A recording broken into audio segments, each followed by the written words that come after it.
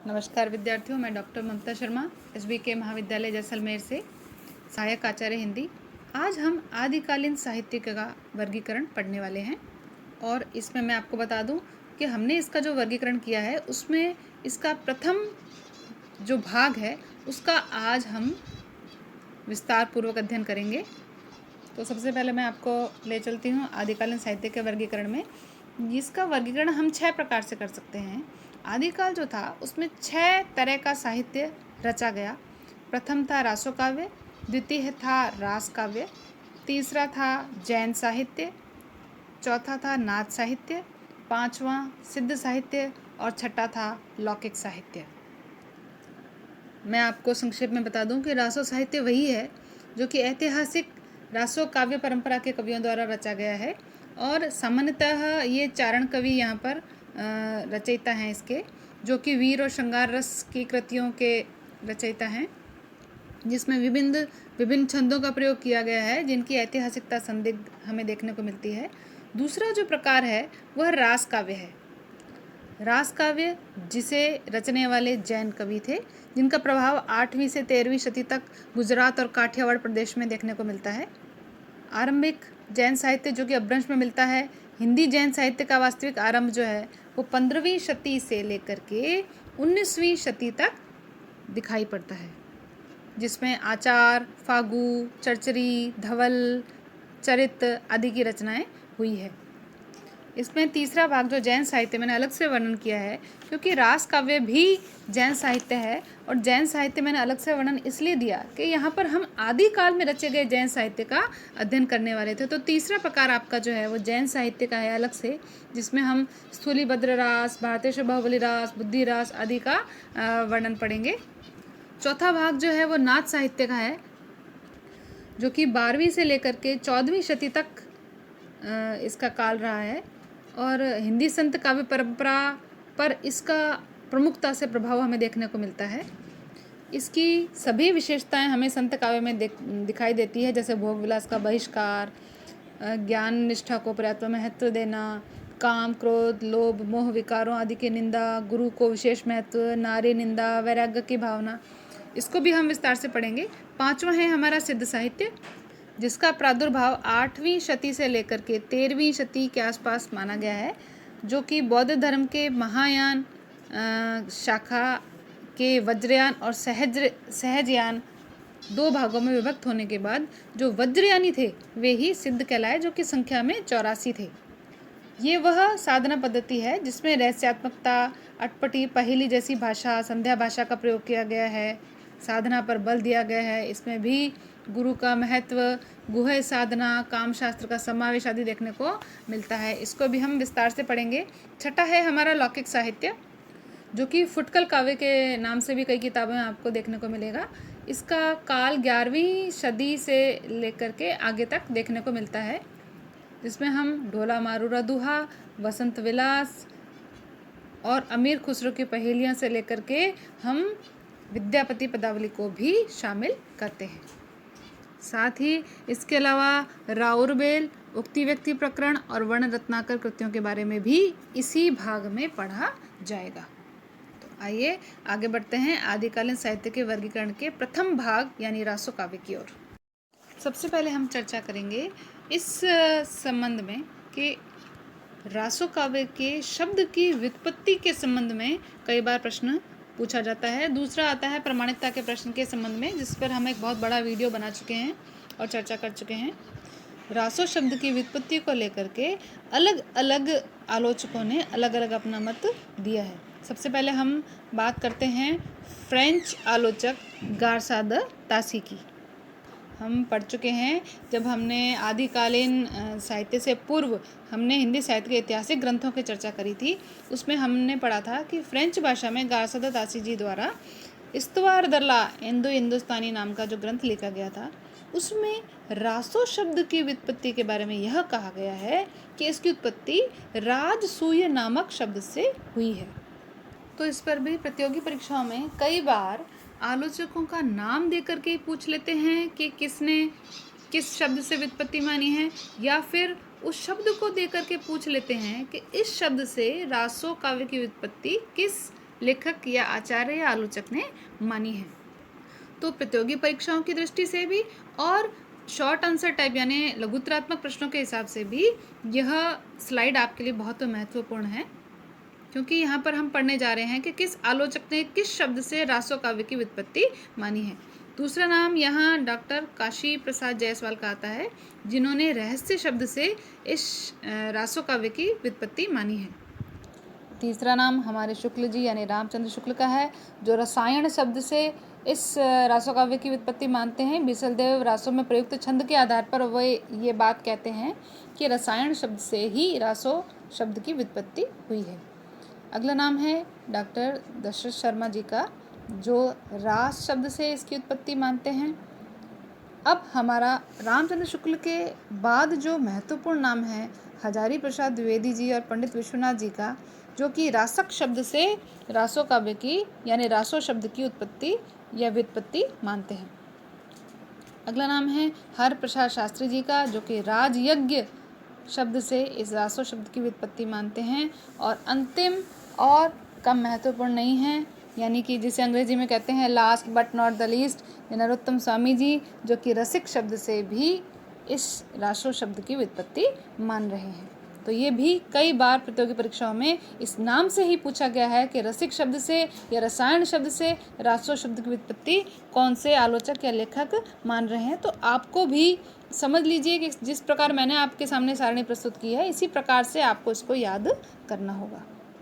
अब आगे हम चल रहे हैं, जो कि सीधे सीधे हमारे पाठ्यक्रम हैं, प्रमुख रासो साहित्य से संबंधित रचनाएं और उनके कवि।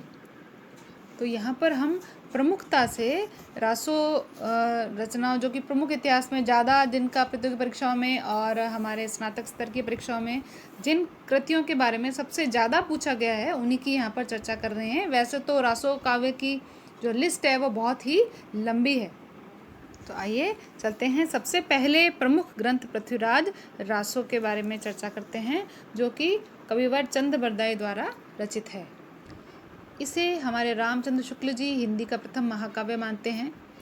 ये दिल्ली के अंतिम हिंदू सम्राट महाराज पृथ्वीराज के सामंत और राजकवि भी थे साथ में, और उनके अभिन्न मित्र भी थे।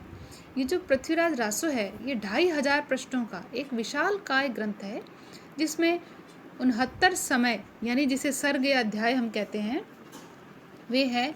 और मैं आपको बता दूं साथ ही कि इसके अंदर 69 समय और साथ में 68 प्रकार के छंद। तो ये 68 और 69 ये संख्या आपको याद कराने के लिए मैंने ये बात आपको साथ साथ बताई है।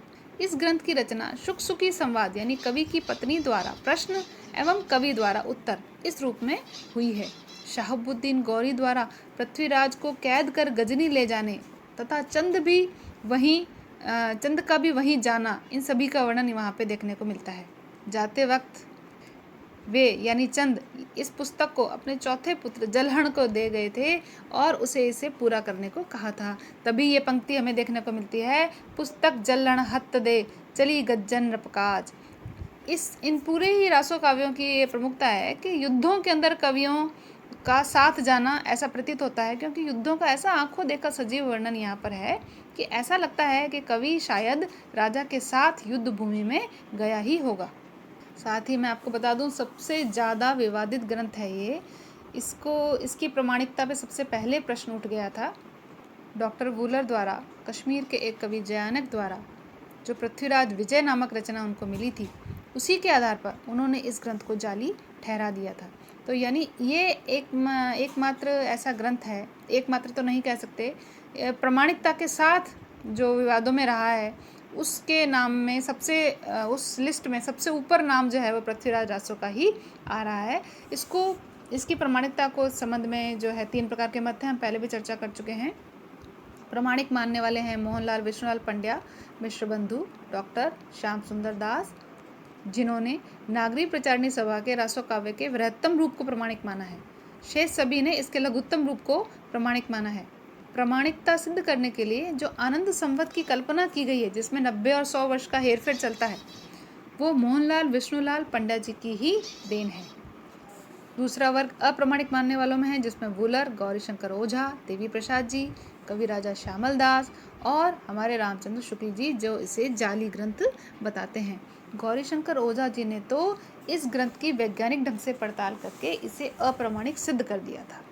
तीसरा वर्ग जो मध्यम मार्गी हैं, जो अर्ध प्रमाणिक मानने वालों में हैं, जिसमें मुनिजीन विजय, डॉक्टर हजारी प्रसाद द्विवेदी जो कि पृथ्वीराज को अर्ध प्रमाणिक मानते हैं, मुनिजीन विजय जिन्होंने मूल रासों की भाषा को अपभ्रंश बता करके इसके लघुत्तम संस्करण को प्रमाणिक बताया है।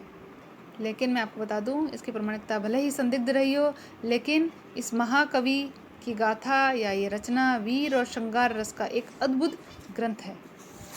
वस्तु वर्णनों का आधिक्य है। कवि ने बड़ी तन्मयता से नगरों, वनों, पहाड़ों, किलों इत्यादि का वर्णन किया है। इसकी भाषा डिंगल है।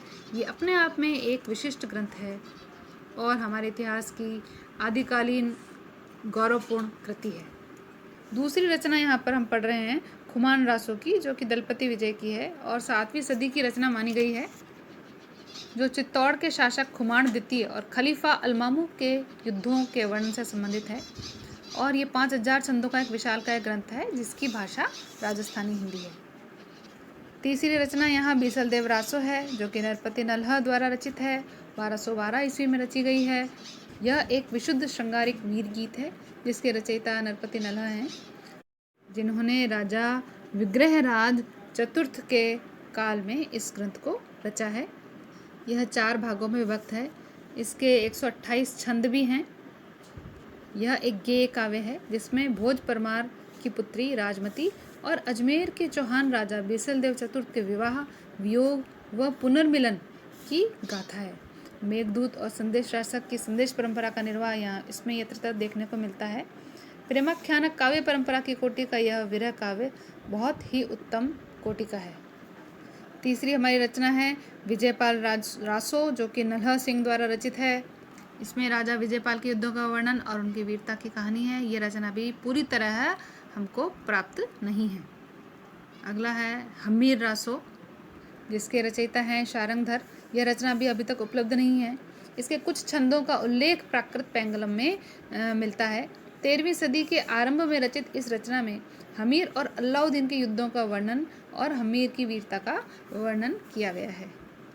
अगली प्रमुख रचना है परमाल रासो, जो कि 1230 ईस्वी में रची गई है और इसके रचयिता हैं कविवर जगनिक, जो कि कर्लिंजर के राजा परमाल एवं उनकी सेना में वनाफर शाखा के 2 क्षत्रिय वीर आल्हा और उदल यानी उदल सिंह की वीरता का वर्णन है। यह भी पृथ्वीराज रासो की भांति ही अर्ध प्रमाणिक रचना है, जिसको 1865 में फर्रुखाबाद के कलेक्टर द्वारा आलाखंड नाम से प्रकाशित करवाया गया था और वाटरफील्ड ने इसका अंग्रेजी में अनुवाद भी किया था। देखिए, ये छोटी छोटी बातें प्रतियोगी परीक्षाओं में भी पूछी जाती है और स्नातक स्तर पे भी, तो आप इन पर गौर कीजिए।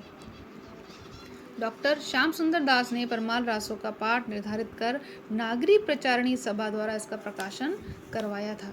इस महोबा के राजा परमार्ती देव के आश्रित कवि जगनिक थे। इस प्रकार से भी कई बार पूछा जाता है कि महोबा के राजा परमार्ती देव से संबंधित रचना कौन सी है। यह आलाखंड नाम से भी जाना जाता है, जो कि वर्षा ऋतु में गाया जाता है। अगली रचना है जयचंद प्रकाश। इसके रचयिता भट्ट केदार हैं, जो ईस्वी सन 1224 की रचना है। अगली है जयमंग जस चंद्रिका, जो मधुकर भट्ट द्वारा सन 1243 ईस्वी में रची गई है। इन दोनों ही ग्रंथों का उल्लेख जो है वो दयालदास कृत राठौड़ारी ख्यात कृति में भी मिलता है, लेकिन अभी तक ये ग्रंथ जो है वो अप्राप्य रहे हैं। इस प्रकार प्रमुख रासो ग्रंथों की चर्चा हमने यहाँ पर की। इसके अलावा भी बहुत सारे रासो काव्य प्रसिद्ध हैं, जैसे बुद्धि राज रासो, जो कि कृतिकार जलह द्वारा रचित है, राम रासो जो माधवदास द्वारा रचित है, राणा रासो दयाल कवि द्वारा रचित है, रतन रासो कृतिकार कुंभकर्ण द्वारा रचित है, कयाम रासो न्यामत खान जान द्वारा रचित है। इस प्रकार रासो काव्य की बहुत लंबी श्रृंखला आपको देखने को मिलेगी। तो कुछ रासो ग्रंथों के नाम लिख दीजिएगा, कृतिकार के नाम लिख दीजिएगा, और ये जो प्रमुख रासो मैंने ग्रंथ आपको बताए, इन सभी का विस्तार पूर्वक वर्णन आप कर सकते हैं। तो यदि बड़ा प्रश्न आता है या छोटा प्रश्न आता है, यदि प्रमुख रासो साहित्य का वर्णन कीजिए आ गया, तो आप इन सभी का वर्णन कर सकते हैं, और किसी एक प्रमुख कृति का आया तो उसका भी वर्णन आप आराम से कर सकते हैं। अब इस काव्य की प्रमुख विशेषताओं की ओर आगे हम बढ़ते हैं, जिसमें प्रथम है रासो काव्य परंपरा के कवि प्रायः राज्याश्रित थे। इसीलिए राजाओं की वीरता का वर्णन करना या अपने आश्रयदाताओं की प्रशंसा करना सामान्यतः इस काव्य में देखने को मिलता है। और ये कहें तो भी अतिशयोक्ति नहीं होगी कि रासो साहित्य का प्रमुख वर्ण विषय ही अपने आश्रयदाता की प्रशंसा करना रहा है। इस प्रवृत्ति को हम युद्धों के सजीव वर्णन के समय भी देख सकते हैं कि जहाँ पर भी युद्धों का वर्णन किया गया है वहाँ अपने आश्रयदाता राजा की बढ़ चढ़ करके उसकी सेना का वर्णन करना या उसकी वीरता का वर्णन करना ये प्रमुख हमको देखने को मिलता है। और इसी कारण से इस काव्य में ओज गुण का बाहुल्य मिलता है। यहाँ पर उदाहरण रूप में चाहे हम पृथ्वीराज रासो का वर्णन देखें, चाहे हम हमीर रासो देखें या विजयपाल रासो का वर्णन भी देखेंगे तो वहाँ पर भी राजा की दिग्विजय एवं विजयपाल राजा का पंग राजा से युद्ध का वर्णन, ये सभी बढ़ चढ़ कर जो वर्णन किया गया है वह इसी प्रधान प्रवृत्ति का संकेत देता है। यहाँ तक कि जो श्रृंगार परक रचना है इसमें से बीसलदेव रासो, उसमें भी विग्रहराज चतुर्थ के चरित्र वर्णन में वीर रस देखने को मिलता है। खुमान रासो की बात करें तो उसमें भी चित्तौड़ के शासक खुमान द्वितीय का खलीफा अलमामू के साथ युद्ध का वर्णन हमें देखने को मिलता है। और सर्वाधिक वर्णन हमें मिलता है परमाल रासो में, है ना। उसके अंदर कालिंजर के राजा परमाल एवं उनकी सेना में वनाफर शाखा के 2 क्षत्रिय थे, आल्हा और उदर। उनकी वीरता का वर्णन हमें देखने को मिलता है, जिसे सन 1865 में फर्रुखाबाद के कलेक्टर चार्ल्स इलियट ने इन गीतों का संग्रह आला खंड नाम से प्रकाशित भी करवाया था। यह वही आला खंड है जिसका वर्षा ऋतु के समय गायन होता है और आला छंद गाने वाले अलहैद कहलाते हैं। इस बारे में बहुत बार प्रतियोगी परीक्षाओं में भी पूछा गया है कि किस ऋतु में गाया जाता है, या आला खंड किस रासो काव्य से उद्धृत है, या किस जिले के जिला कलेक्टर ने इसे आला खंड नाम से प्रकाशित करवाया था, या इसका प्रकाशन वर्ष क्या है। इस संबंध में बहुत बार पूछा गया है। और इसी वजह से ये जो हमारी दूसरी विशेषता यहाँ पर है, ऐतिहासिकता, संदिग्ध व कल्पना का प्राधान्य, बढ़ा चढ़ा करके वर्णन करने के कारण ही ये दूसरी प्रवृत्ति यहाँ पर पाई गई है। इनकी ऐतिहासिकता, संदिग्ध और कल्पना का प्राधान्य इसमें देखने को मिलता है। प्रमुख उदाहरण हमारे सामने पृथ्वीराज रासो है, जिसके बहुत सारी घटनाएं और नाम इतिहास से मेल नहीं खाते। पृथ्वीराज द्वारा सोमेश्वर का जो वध दिखाया गया है वह भी इतिहास सम्मत नहीं है, और इसमें दी गई जो तिथियां हैं वे भी अशुद्ध हैं। इसकी तिथि और इतिहास की तिथि में 90 से लेकर के 100 वर्षों तक का अंतर मिलता है। इसी प्रकार पृथ्वीराज के हाथों गौरी और गुजरात के राजा भीम सिंह का वध भी इतिहास सम्मत नहीं है। यानी कि अपने आश्रयदाता राजा के वीरता का वर्णन करने के चक्कर में इन्होंने सारी की सारी ऐतिहासिकता को संदिग्ध कर डाला। इसी वजह से इसमें कल्पना का मिश्रण इनके द्वारा किया गया है। तीसरी इसकी प्रवृत्ति है वीर एवं श्रृंगार रस की प्रधानता। श्रृंगार रस के बारे में यदि बात करें तो बीसलदेव रासो ऐसी प्रमुख कृति है जिसमें विशुद्ध श्रृंगारिक वर्णन किया गया है, इसीलिए उसे एक विशुद्ध श्रृंगारिक वीर गीत भी कहा जाता है, जिसके रचयिता नरपति जी हैं, जिसमें राजा भोज परमार की पुत्री राजमती और अजमेर के चौहान राजा बीसलदेव तृतीय के विवाह, वियोग एवं पुनर्मिलन की गाथा का वर्णन है। इसके अंदर यदि हम इसे गौर से पढ़ें तो मेघदूत और संदेश शासक की संदेश परंपरा का निर्वाह किया है। प्रोषित पति का जो नायिका दिखाई गई है उसकी विरह व्यंजना, रानी राजमती की कुलीनता संस्कार, नारी गरिमा इत्यादि, इन सभी दृष्टियों से ये एक विशुद्ध श्रृंगारिक रचना है। इसके अलावा और भी कई रासो काव्य हैं जिनमें यत्र तत्र कहीं कहीं थोड़ा बहुत श्रृंगार रस का वर्णन देखने को मिलता है। इसके अलावा जो वीर रस है वो लगभग सभी रासो काव्य में प्रमुखता से आया है। जहाँ भी युद्धों का वर्णन है वहाँ पे आपको वीर रस मिलेगा। इसमें विशुद्ध श्रृंगारिक हमारा बीसलदेव रासो काव्य भी अछूता नहीं रहा है। इसके अलावा कुमान रासो, हमीर रासो, परमाल रासो, विजयदेव पाल रासो या पृथ्वीराज रासो में तो वीर रस बहुतायत में हमको देखने को मिलता ही है। और जहाँ श्रृंगार का वर्णन है वहाँ पर संयोग और वियोग दोनों दशाओं का, या वियोग का प्रमुखता से और संयोग का बहुत कम ही वर्णन देखने को आया है। ये जो चौथी हमारी विशेषता है प्रकृति चित्रण, संयोग व वियोग वर्णन, उसी की चर्चा कर रहे हैं कि वीर रस वर्णन करने वाले कवियों का मन कहीं कहीं प्रकृति चित्रण में भी रमा है। हम इस चीज़ का जो दर्शन है हमें बिसलदेव रासों के साथ साथ कहीं कहीं पृथ्वीराज रासों में भी होते हैं। पांचवी हमारी इसकी विशेषता या प्रवृत्ति कह लीजिए, अधिकांश ये ग्रंथ जो है जाली या अप्रामाणिक सिद्ध हुए हैं। पृथ्वीराज रासों के बारे में तो हम एक पूर्व में वीडियो में पढ़ ही चुके हैं, किस प्रकार पृथ्वीराज रासों को लेकर के प्रमुख आलोचकों के 3 वर्ग बन गए थे, जिनमें से कुछ ने इन्हें प्रमाणिक, कुछ ने अप्रामाणिक और कुछ ने इसे अर्ध प्रमाणिक भी माना, आनंद संवत की कल्पना करके। कल्पना का मिश्रण होने से ही अधिकांश इनके अंशों को प्रक्षिप्तांश भी माना गया है। मैंने आपको पूर्व में बताया था कि पृथ्वीराज रासों के 4 संस्करण हमें मिलते हैं। एक बृहत्तम, दूसरा द्वितीय मध्य संस्करण, तीसरा तृतीय लघु संस्करण और चौथा लघुत्तम संस्करण। तो अप्रामाणिक मानने वाले वर्ग ने इसके लघुत्तम संस्करण को भी मान्यता प्रदान की थी। अप्रामाणिक मानने के पीछे तर्क भी कुछ इसी प्रकार के थे, जैसा मैंने आपको बताया कि जो बढ़ चढ़कर इन्होंने युद्ध का वर्णन किया है। पृथ्वीराज रासों में विभिन्न प्रकार के जो युद्ध बताए, सोमेश्वर का वध बताया, गुजरात के राजा भीम सिंह का वध बताया, ये इतिहास संबंध नहीं था। साथ ही पृथ्वीराज के स्वयं के 14 विवाहों का उल्लेख किया, जो कि इतिहास में कहीं भी पढ़ने में नहीं आता है। इसकी तिथियों की अशुद्धता खास करके, और इसमें जो उल्लेखित घटनाएं वो है उनके नाम राजाओं के, वो इतिहास से मेल नहीं खाते। और साथ में खास बात जो इसमें है कि परमार, चालुक्य, चौहान आदि क्षत्रियों को अग्निवंशी बताया गया है, जो कि इतिहास में हम सभी जगह पढ़ते हैं कि वे सूर्यवंशी हैं। इन्हीं कारणों से इनमें से अधिकांश जो है वो अप्रामाणिक ग्रंथ सिद्ध हुए। इसमें कुछ विशिष्ट छंदों का भी प्रयोग हमें देखने को मिलता है, जैसे अरिल, छप्पय, त्रोटक या त्राटक नाम से भी कुछ विशिष्ट छंदों का प्रयोग जो हमारे चंद बरदाई जी ने किया है अपनी रचना में। साथ ही भाषा डिंगल, मुख्य रूप से डिंगल या पिंगल या राजस्थानी, 3 ही प्रकार के रासों ग्रंथ में देखने में आए हैं। जैसे खुमान रासों का वर्णन हम पढ़ते हैं, जो कि 5000 छंदों का विशालकाय ग्रंथ है और उसकी भाषा वो राजस्थानी हिंदी है। पृथ्वीराज रासों जिसकी भाषा डिंगल है, जो कि शुक सुखी संवाद के रूप में भी लिखा गया है, और अलंकारों के सहज प्रयोग के साथ इसकी अप्रस्तुत योजना भी यहाँ पर दिखाई देती है। ये 68 प्रकार के छंदों की एक विशिष्ट और महत्वपूर्ण गौरवपूर्ण कृति है।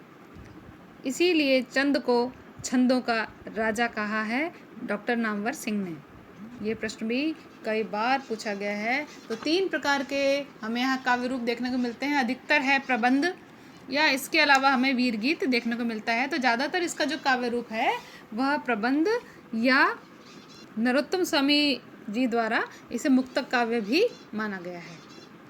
तो आज हमने रासो काव्य के विषय में पढ़ा। अगले वीडियो में हम आदिकालीन साहित्य से संबंधित अगले काव्य के विषय में अध्ययन करेंगे। धन्यवाद। आज के लिए इतना ही। विद्यार्थियों, कोविड का समय भी चल रहा है, सावधानीपूर्वक रहें और घर पे ही रहकर पुस्तकों के माध्यम से और इन वीडियो के माध्यम से पढ़ें।